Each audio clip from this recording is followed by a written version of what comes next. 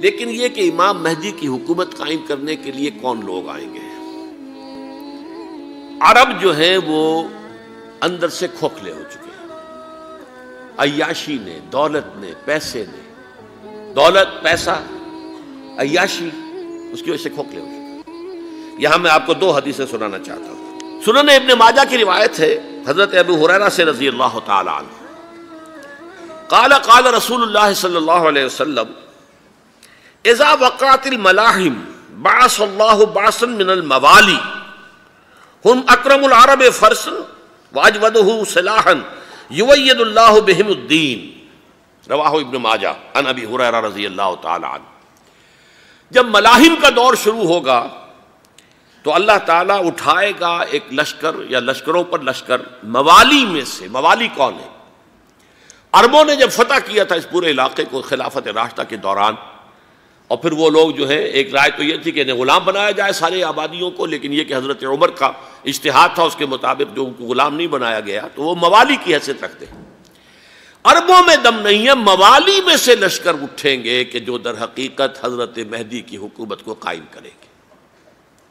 دوسری حدیث سنیے، عن عبداللہ ابن الحارث رضی اللہ تعالی عنہ، اور یہ ابن ماجہ کی روایت ہے، قال قال رسول اللہ صلی اللہ علیہ وسلم یخرج الناس من المشرق فیوطئون للمہدی یعنی سلطانہ، لشکر نکلیں گے، لوگ آئیں گے مشرق سے، اور وہ حضرت مہدی کی حکومت کو جمائیں گے اور قائم کریں گے۔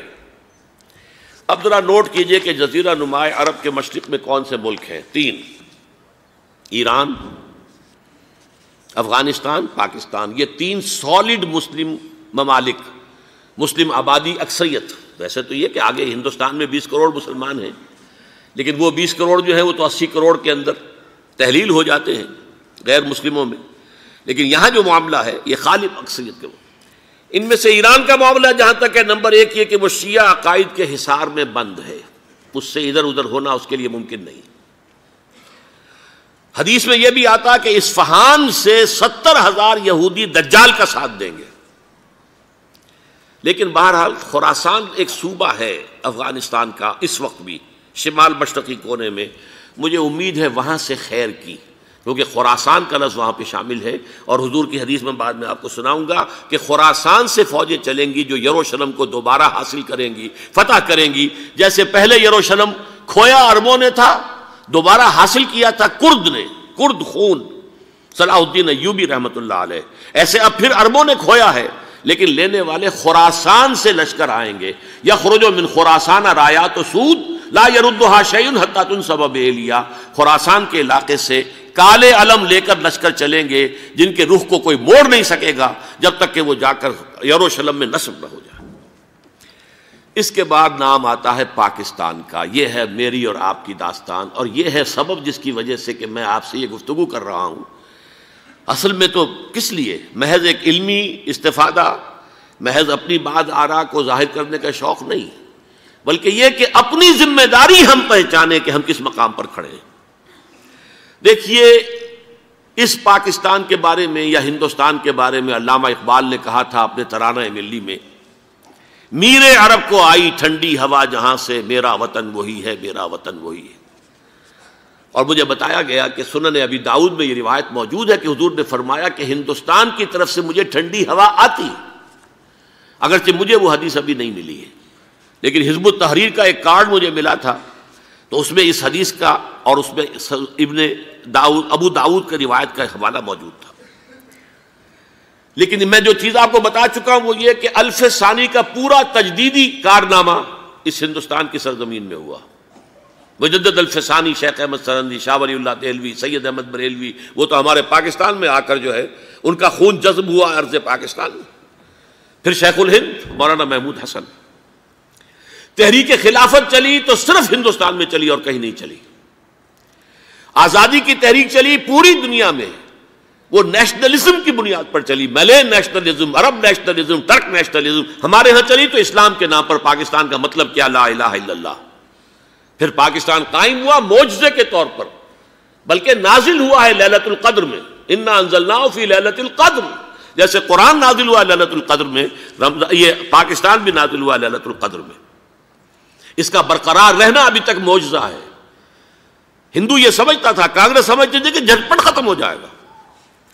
پھر یہ کہ اس کا قرارداد مقاصد کا پاس ہو جانا، مزید بھی اور اضافی دفعات دستور میں آ جانا، اب کمرشل انٹرسٹ کو ربا قرار دے کر حرام قرار دینا، یہ سارے لینڈ مارکس ہیں کہ جو اشارہ کر رہے ہیں کسی چیز کی طرف، معاملہ کدھر جا رہا ہے. پھر یہ کہ یہ جو 14ویں صدی کے مجدد تھے شیخ الہند، اس کے بعد سے کچھ ایسی شخصیتیں عظیم پیدا ہوئی ہیں ہند میں، جن کو میں سمجھتا ہوں کہ 14ویں صدی کے مجدد اور 15ویں صدی کے مجدد کے درمیان یہ 15ویں صدی کے مجدد کی راہ کو سیدھا کرنے والے، جیسے کہ حضرت یحییٰ نے کہا تھا میں تو آنے والے کا راستہ سیدھا کر رہا ہوں حضرت عیسیٰ کے لیے، ایسے ہی 15ویں صدی کے لیے امام مہدی کے لیے راستہ صاف کرنے والے سب سے پہلے علامہ اقبال، جنہوں نے اسلام کا تصور دین کی حیثیت سے دوبارہ زندہ کیا ہے، ورنہ اسلام ایک مذہب کی شکل اختیار کر چکا تھا. پھر مولانا مودودی، مولانا ابوالکلام آزاد حکومت الہیہ کے نعرے کے ساتھ میدان میں آئے. یہ اقبال نے جو تصور پیش کیا تھا اس پر عملی جد و جہد کے لیے حزب اللہ قائم ہوئی. نوٹ کر لیجئے 11 برس کا فرق ہے عمر کا علامہ اقبال کے اور ابوالکلام کے. اور 1913 میں جب حزب اللہ قائم کی ہے اس وقت علامہ اقبال کی ملی شاعری اپنے عروج کو پہنچ چکی تھی.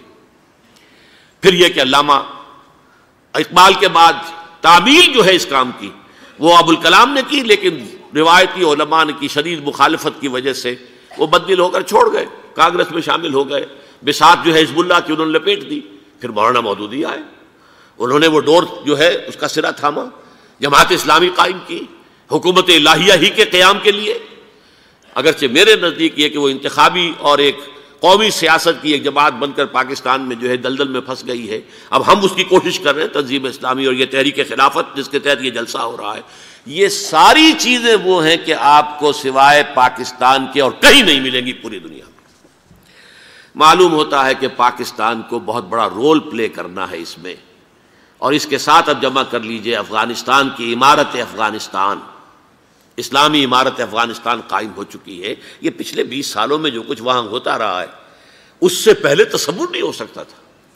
علامہ اقبال کے فرزند بھی دیکھ کر آئے ہیں، تو اگرچہ وہ خود میں سمجھتا ہوں کہ خاصے انہیں آپ لبرل کہیں، آزاد خیال کہیں، لیکن اس درجے متاثر ہو کر آئے تھے کہ انہوں نے یہ کہا افغانستان میں جو میں نے حالات دیکھے ہیں کہ اگر 2-4 اور مسلمان ملکوں کے اندر یہ نظام قائم ہو جائے تو پوری دنیا مسلمان ہو جائے گی. یہ سب کچھ کیسے ہو رہا ہے؟ یہ آنے والے دور کی جھلکیاں ہیں. Coming events are casting their shadows before. یہ سب بتا رہے ہیں کہ پاکستان افغانستان کو مل کر اس میں کوئی عظیم رول پلے کرنا ہے. اور اس کے ضمن میں اب میں علامہ اقبال کے بارے میں آخری بات کہہ رہا ہوں. علامہ اقبال کے بارے میں عام یہ خیال ہے، انہوں نے اپنے خطبات میں مہدی کا اور نزول مسیح کا، حالانکہ میں کل پڑھ رہا تھا مولانا سید احمد اکبر آبادی رحمۃ اللہ علیہ کا ایک مقالہ ان کا کہ علامہ اقبال نے ابن خلدون کے بارے میں یہ کہا ہے کہ مہدی کا اور نزول عیسیٰ کا دونوں کا انہوں نے انکار کیا ہے، حالانکہ ابن خلدون نے نزول عیسیٰ کا انکار نہیں کیا، صرف مہدی کا انکار کیا ہے. بہرحال علامہ اقبال نے خطبات میں انکار کیا ہے. لیکن یہ کہ اپنی شاعری کے اندر میں چیلنج کرتا ہوں کسی بڑے سے بڑے اقبال شناس کو، ان کا یہ شعر ذرا سنیے: خضر وقت از خلوت دشت حجاز آید بروں، کارواں زی وادی دور و دراز آید بروں. خضر وقت، امام وقت، رہنمائے وقت، قائد وقت، خلوت دشت حجاز، حجاز کی صحرا کی کسی خلوت گزینی سے نکل کر باہر آئیں گے. میں حیران ہوتا ہوں علامہ کے اس فکر پر اور اس مصرے پر. یہاں انہوں نے شیعہ اور سنی دونوں کے کانسیپٹ جمع کر دیے. شیعہ کا کانسیپٹ یہی چھپے ہوئے کسی غار میں وہاں سے برآمد ہوں گے، اور ہمارا کانسیپٹ میں ام سلمہ رضی اللہ تعالیٰ عنہ کی حدیث سنا چکا، چھپے ہوئے ہوں گے وہ وہاں پر، مدینے سے نکل کر آ کر مکے میں چھپ جائیں گے. اس خانہ جنگی کی حالت میں لوگ ان کی طرف دیکھ رہے ہوں گے، سوچتے ہوں گے انہیں میدان میں آنا چاہیے، کوئی پارٹ پلے کرنا چاہیے، امت کی رہنمائی کرنی چاہیے، لیکن وہ چھپیں گے، وہ کارے ہوں گے، وہ اس ذمہ داری کو قبول نہیں کرنا چاہیں گے، جا کے چھپ جائیں گے مکے میں. وہاں سے مکے والے انہیں نکالیں گے اور وہ کارے ہوں گے، انہیں بالکل یہ پسند نہیں ہوگا کہ یہ ذمہ داری اٹھائیں. تو خضر وقت از خلوت دشت حجاز آید بروں، کارواں زی وادی دور و دراز آید بروں. کارواں جو چلے گا ان کی مدد کے لیے اس وادی دور و دراز، اس زی عظیم وادی دور و دراز، یہ وادی سندھ ہے۔ وادی سندھ جو ہے ہم سمجھتے ہیں کہ صرف یہ پاکستان اور پنجاب جو ہے یہ اس میں شامل ہے، سندھ اور پنجاب نہیں، افغانستان کا پورا مشرقی علاقہ اس میں شامل ہے۔ جیسے دریائے جہلم سندھ میں جا رہا ہے، جیسے دریائے گلگت سندھ میں آ کر ملتا ہے، جیسے دریائے چناب اور راوی اور جہلم اور یہ سب جا رہے ہیں اور آ رہے ہیں، اسی طرح دریائے کابل کہاں سے آ رہا ہے، دریائے گومل کہاں سے آ رہا ہے، ٹوچی کہاں سے آ رہا ہے، یہ سارا جو ہے ڈرین جو ہو رہا ہے ایسٹرن جو ہے پارٹ آف افغانستان، یہ سب وادی ہے۔ اس وادی کے یہ دو حصے ہیں، ایک حصہ جو ہے یہ ادھر پاکستان میں ہے اور اسی وادی کا دوسرا حصہ جو ہے وہ افغانستان میں ہے۔ کارواں زی وادی دور و دراز آیت بروں، کارواں چلے گا یہاں سے، یخرج ناس من المشرق یؤتون للمہدی یعنی سلطان ہی، مشرق سے فوجیں چلیں گی کہ جو مہدی کی حکومت قائم کریں گی، اور یخرج من خراسان رایات و سود، اور خراسان سے سیاہ پرچم چلیں گے کہ جن کا رخ کوئی موڑ نہیں سکے گا، حتیٰ تنصب بیلیا، یہاں تک کہ وہ جا کر یروشلم کے اندر نصب ہو جائیں گے۔ حضرات، میں ایک میری گفتگو کا حصہ باقی تھا لیکن میں اسے چھوڑ رہا ہوں، اس لیے کہ گلوبلائزیشن جو اس کی ہوگی، جو خلافت علی منہاج النبوہ کی تجرید کامل حضرت مہدی کے ہاتھوں عرب میں ہوگی، اس سے پہلے اس کے لیے محنت، کوشش، جد و جہد پاکستان اور افغانستان میں ہو چکی ہوگی جو اسے سپورٹ کرے گی اور وہاں جا کر حکومت قائم کرے گی۔ اس کے بعد گلوبلائزیشن کا جو مرحلہ اس کا ہے وہ حضرت مہدی کے ہاتھوں نہیں ہے، وہ حضرت عیسیٰ ابن مریم ان کے نزول کے بعد ہے، جن کے نزول کے بعد دجال کا خاتمہ ہوگا اور یہودیوں کا استحصال ہوگا، مسلمانوں پر بھی بڑی تکالیف عربوں پر آئیں گی، شدائد آئیں گے، لیکن یہ وہ میں حصہ ملتوی رکھتا ہوں کسی دوسری محفل اور کسی دوسری مجلس اور نشست پر۔